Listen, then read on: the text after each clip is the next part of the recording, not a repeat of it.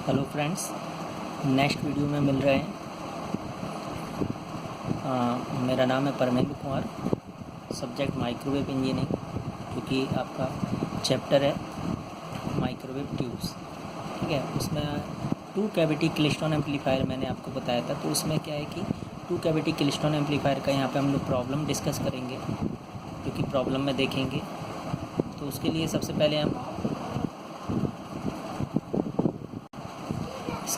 पहले हम देखते हैं कि फॉर्मूले कौन कौन से यूज होंगे, जो कि यहाँ पे आपको यूज़फुल होंगे प्रॉब्लम सॉल्व करने में। टू कैविटी क्लिस्टोन एम्पलीफायर के लिए पहला जो है फॉर्मूला होगा optimum length of drift space. Optimum length of drift space L optimum होगा जो 3.682 small V nought into capital V nought upon omega beta I वी1, जहाँ पे बीटा आई क्या है, beam coupling coefficient of input cavity. तो beam coupling coefficient है वो है इनपुट कैविटी, या हम बोल सकते हैं बंचर कैविटी। कैपिटल जो वी नॉट है वो क्या होता है, एनोड टू कैथोड वोल्टेज या बीम वोल्टेज। कैपिटल वी1 है जो आपका है वो क्या है, peak value of RF signal voltage. और स्मॉल वी नॉट क्या है, अनचेंज वेलोसिटी ऑफ इलेक्ट्रॉन, यानी इलेक्ट्रॉन की वेलोसिटी है। ठीक। दूसरा है एफिशिएंसी। एफिशिएंसी हमें फाइंड करना है। एफिशिएंसी फाइंड करने का फॉर्मूला है जो है आप देख रहे हैं, eta equal to power A C upon power D C, यानी power out upon power in. तो इसके लिए जो होगा beta not I two V two upon two I not V not efficiency find करने की। यहाँ पर वी टू क्या है, fundamental component of the catcher gap voltage, और बीटा नॉट क्या है, beam coupling coefficient of the catcher gap. Catcher gap या आउटपुट कैविटी के लिए जो बीम कपलिंग कोफिशिएंट। इसके बाद आप देख रहे हैं कि आगे जो I2 की वैल्यू है, I2 की वैल्यू हमें यहाँ से क्या है, 2I0 J1X। ठीक है, तो I0 मैंने आपको अभी नहीं बताया, शायद बीम करंट होता है I0, और J1X क्या है यहाँ पे, जो है वेजल फंक्शन, जो कि ड्राइव किया गया। और V2 की वैल्यू क्या होगी आपकी, बीटा नॉट I2 RSH। ठीक है, यहाँ पे हम जो देख रहे हैं एफिशिएंसी, अगर हम इसको जो सॉल्व करते हैं तो ये आता है आपका, सॉल्व करने के बाद आएगा ये, मैं यहाँ पे लिख दे रहा हूँ आपको,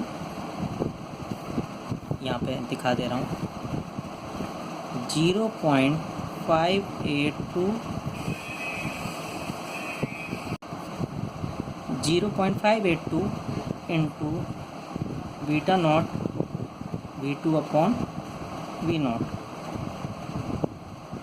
तो आप इस फॉर्मूले से भी निकाल सकते हैं, इससे भी निकाल सकते हैं, दोनों सेम है।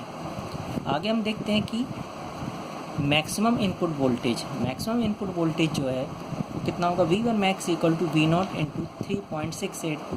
3.682 मतलब होता है यहाँ पे ये 2 इंटू एक्स, एक्स होता है बंचिंग पैरामीटर, वो ये लिया गया, upon beta I into theta not.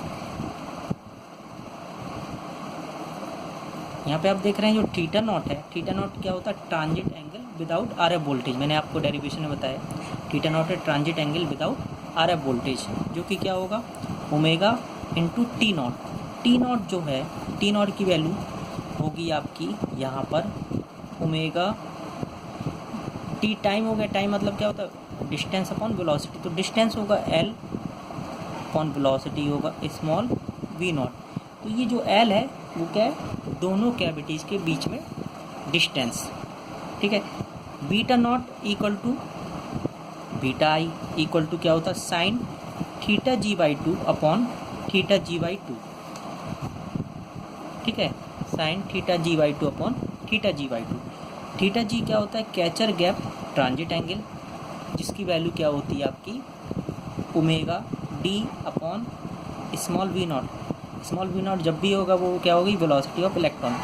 Small D क्या है, किसी भी कैविटी में गैप है, तो D gap spacing in either cavity. ठीक, आगे हम फॉर्मूला देखते हैं।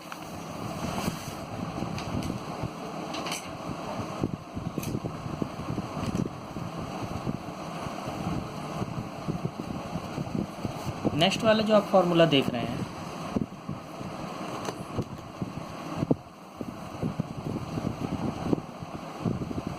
इसमें जो है वोल्टेज गेन क्या होगा, ए बी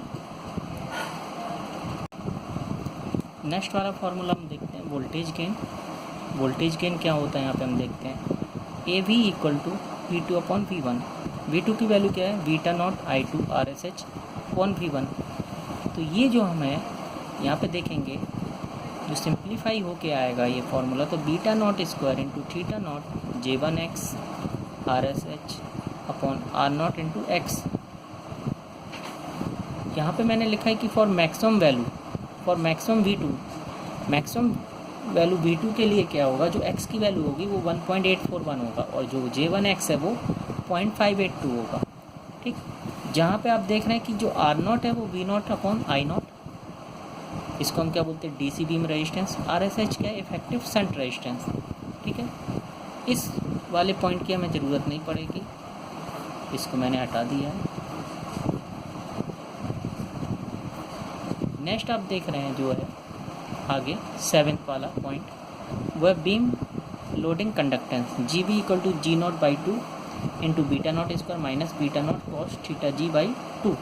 यहाँ पे थीटा जी क्या होगा, डिग्री में होगा, और जी नॉट क्या होगा, I not upon V not. Beam loading resistance क्या होगा, R B is approximate equal to 1 upon G B.